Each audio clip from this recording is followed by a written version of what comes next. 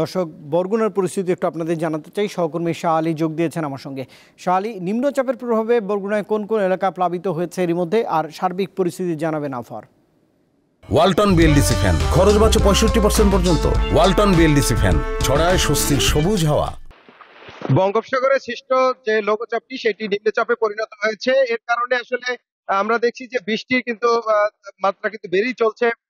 সেই গতকালকে থেকে কিন্তু বৃষ্টি পড়ছে এবং পাশাপাশি যে জোয়ারের পানি বৃদ্ধি পেয়েছে, এর কারণে যে নিম্ন অঞ্চল প্লাবিত হয়েছে। বরগুনার যে দুইটি ফেরিঘাট রয়েছে, বরগুনা এবং পুরাকাটা, সেই দুইটি ফেরিঘাট কিন্তু গেঙ্গয়ে তলিয়ে গিয়েছেন আমরা দেখেছি জোয়ারের সময়। এরপরে দেখেছি যে এই জোয়ারের পানি এবং বৃষ্টির কারণে যে বৃদ্ধি পাওয়ার কারণে উপকূলীয় জেলায় যে বেড়িবাঁধ গুলো রয়েছে, সেই বেড়িবাঁধ ইতিমধ্যে বেশ কয়েকটি বেড়িবাঁধ কিন্তু ছুটে গিয়েছেন।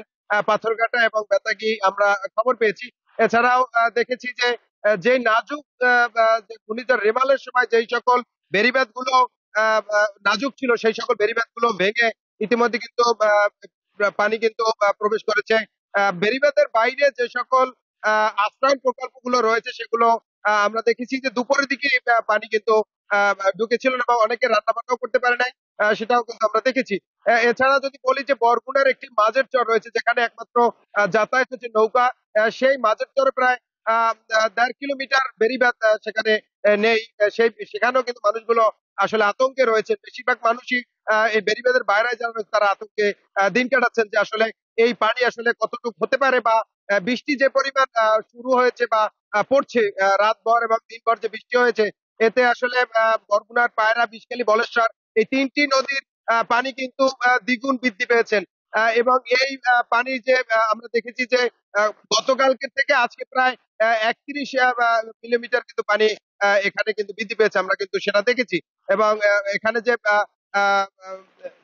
এখানে পানি উন্নয়ন বোর্ডের সাথে আমরা কথা বলেছি, তারা বলেছেন যে তাৎক্ষণিকভাবে তারা কোনো বাঁধ ছুটে গেলে তারা সেখানে সেই বাঁধ নির্মাণ করার জন্য তারা কিন্তু মজুত করে রেখেছেন।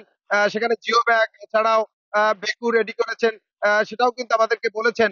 এছাড়া আমরা দেখেছি যে আরেকটা বিষয় রুবাই জানিয়ে রাখতে চাই যে উপকূলীয় জেলার মানুষ কিন্তু তাদের জাল এবং নৌকায় তাদের জীবিকা নির্বাহ করেন। সেই সকল জেলেরা 58 দিনের এই অবরোধে বা শিকার নিষেধাজ্ঞা থাকার কারণে তারা কিন্তু তীরবর্তীতে রয়েছেন, তারা নদীর কিনারায় রয়েছেন। এটা থেকে আসলে তারা আশঙ্কা মুক্ত রয়েছেন। যে সব সবসময় আমরা দেখি যে ঘূর্ণিঝড় বা অন্যান্য যখন জলোচ্ছ্বাস হয়, তখন কিন্তু সকল এই মাছ ধরার ট্রলার গুলো নিয়ে সকলে আতঙ্কে থাকে বা চিন্তিত থাকে।